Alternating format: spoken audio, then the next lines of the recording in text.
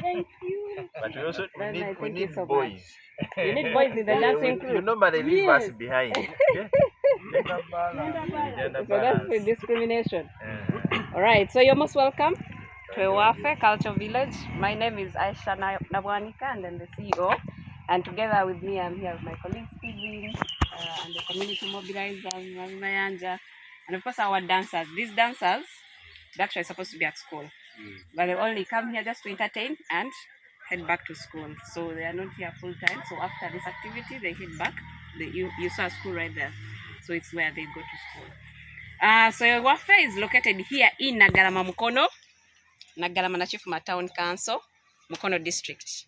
And we basically, Kalukano, we call this village. my friend is going to start hammering me. Yes, we call it Ewaffe. Ewaffe is loosely translated into our home. So Ewaffe is a word, is a Luganda word that means our home. And basically what happens here is what happened or what still happens in an indigenous traditional Muganda home. All right. So some of the activities include like so that traditional Chiganda dance. It's a sign of just welcoming you. It's not the very perfect one that it is really the very, very best, but rather it's just a sign to show that you're welcome into our home at Ewaffe. And then we also we do activities like the local food preparation, where we engage with our visitors in how we prepared our significant meal, that is the matoke and the luombo, because they are very significant here in the central region, and most especially in the Chiganda, in the Baganda homes. So with the beauty of this, our visitors engage in making this banana juice, and then we also show them how does it transit from banana juice to mwenge, the local brew. Yeah, who did it? At what intervals were they taking this banana juice? So those stories around. So what I always tell people is that we sell stories. We sell the intangible heritage, the stories, through the stories. So we also showcase our medicinal garden trail. We've preserved herbal medicines and researched so much on them, and we have two full-time botanists here who we work with, and they take our visitors through these different herbal medicines, how they help us, how we use them in our day-to-day life, and how they can help us really. We also have a well that has lived for over 200 years, Oluzi Ewaffe village, yeah, and then they go collect that water. But the beauty of that experience is the story behind collecting water. Remember, these were playgrounds, these were courtship grounds, these were courts, where the people would resolve their issues. So we give them that experience, and they do love it so much. Then we also do fishing as a sport, but then also as an indigenous activity done by mainly the men. As the women were here preparing the food, looking after the children, the men either went for hunting or fishing or in the farm. So we also just showcase that. As Uganda is a country with so many water bodies, so fishing is part and parcel of that indigenous person. We have fene, we have fene is jackfruit, we have so many fruits we get.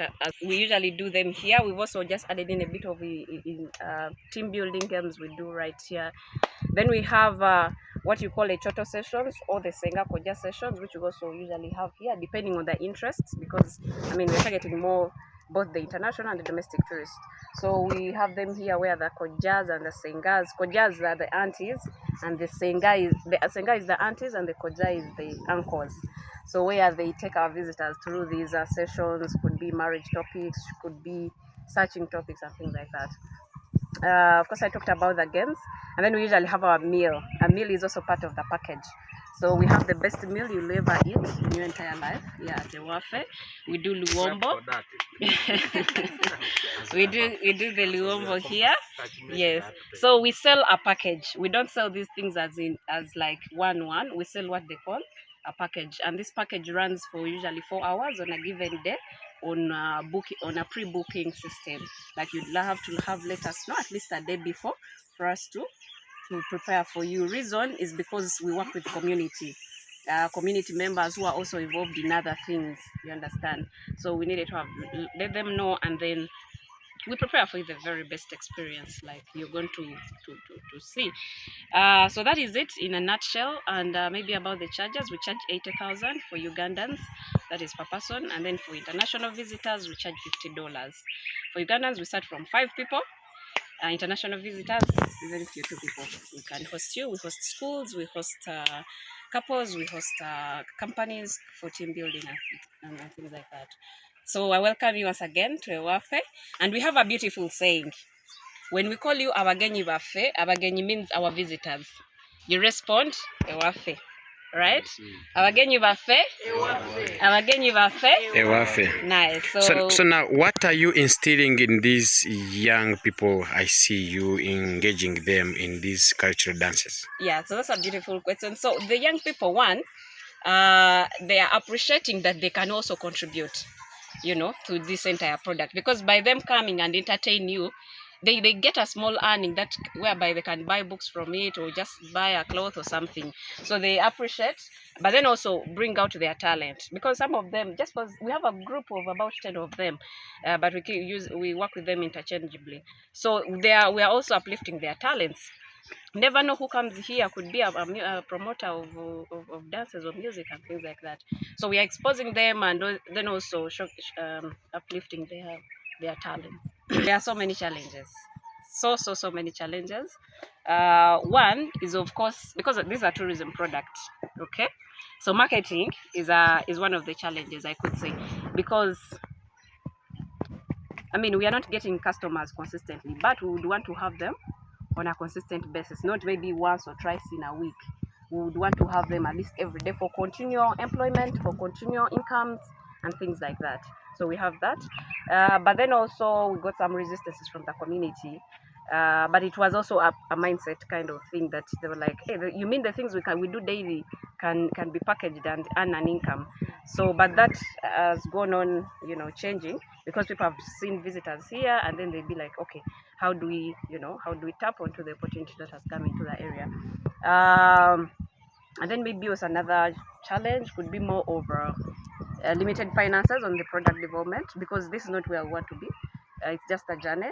We want to have our community museum somewhere. We want to have accommodation. Ideally, I would have hosted you full house here, with the conference facility and everything. But that is still a limitation, because the finances are not readily available. How have the community benefited from Ewaffe here? The community around you here? Yeah, that's a beautiful one. One, they're the direct people working here.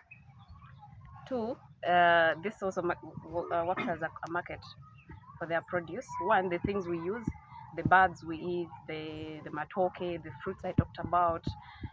We have a craft point, so all those crafts come from within. But then also, there is nothing that beats a place that brings in external people. You understand? There are so many, when external people come into an area, there are things they look at. One, they look for land, they look for mobile money, they look for water, they look for things to buy, you understand?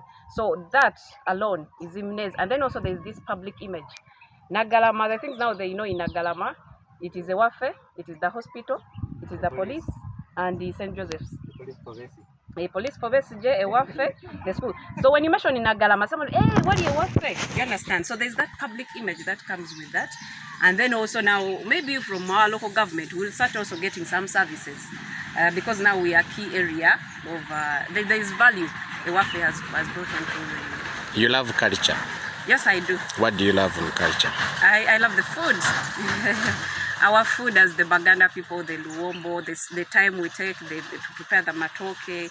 So our food as the Baganda people is the best food. You as a person, how have you benefited from culture? I'm a business person, so I'm an entrepreneur. So I saw an opportunity here, that's one. But then also two, preservation. Because now this is a living museum. So many people have brought their children from different walks of life to just bring their children, learn what their parents went through. So to me, that gives me a plus. So what is your call to communities? Communities. In one, terms of culture. Okay, that's a beautiful one. One, for people not to forget where they came from. There is that beautiful, I don't know the writer, he said that if you don't know where you're coming from, you literally don't know where you're going. So if you don't appreciate what your grand is, your late grand is carried way up to now, then how do you know where you are going? So it's upon us. Uganda is a diverse country with over 54 different cultures. All of them are unique in the food, in the language, in the people, in the dress code, name it. But we are all Ugandan. So I really call upon people in the different communities to see this as a resource, to preserve it, but then also use it as a source of livelihood. So please preserve it and then package it well for livelihood. Thank you. So thank you for those questions.